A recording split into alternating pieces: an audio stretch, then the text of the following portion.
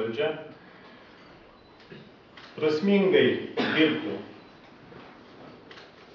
Aišku, daug kantrybės, stiprybės ir pasitikėjimo savimi ir Elektrėnų gyventojais. Dėkuoju visiems, o dabar noriu gerbiamą merą pakviesti užimti savo darbo vietą.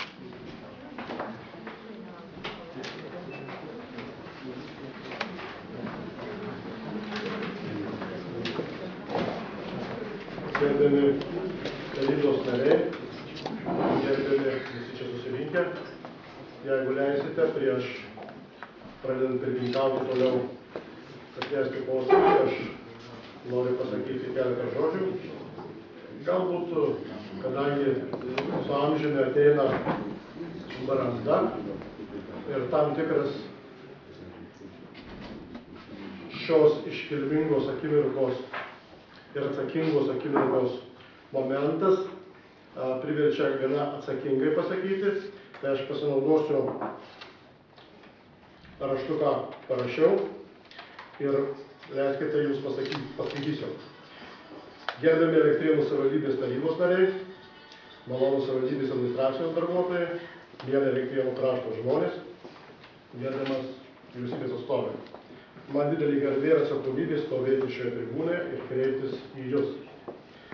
Žmogaus nuoširdumą galima pažinti tik vieninteliu būdu – pažvelgti į jo darbus.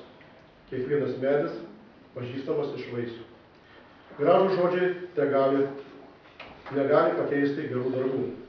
Beprasmiška sakyti, kad myli žmogų ir šalia to daryti dalykus, kurie žeidžia jo širdį. Dauguma čia esančių yra krikščionys arba neabejoju turi savo įsitikinimus. Bet deja mes taip dažnai išpažįstame Dievą žodžiais, o po to savo gyvenimo būdu jų atsižadame. Nėra sunku mintinai pakartoti tik į Dievą Tėvą bažnyčioje, bet yra sunkiau krikščioniškai gyventi kasdienybėje. Tačiau tikėjimas neįdėtas į gyvenimą, neūdantis žmogaus gyvenimo nėra tikėjimas. Žmogus gali ilgai apgaudinėti ir slėpti savo tikslus, tačiau ateina laikas, kai galime vertinti darbus. Savo žodžiais mes galime apgaudinėti žmonės vieni kitus, tačiau viskam yra riba. Gyvenimas, subrandintas ant tvirto pagrindo, gali sėkmingai atlaikyti išbandymus. Todėl mes visi čia, kurie esame išrinkti žmonių 4 metams, turime padaryti viską, kad neprarastume rinkėjų pasitikėjimų pasibaigus kadencijai. Pirmiausia, mes turime įsiklausyti, ką sako žmonės.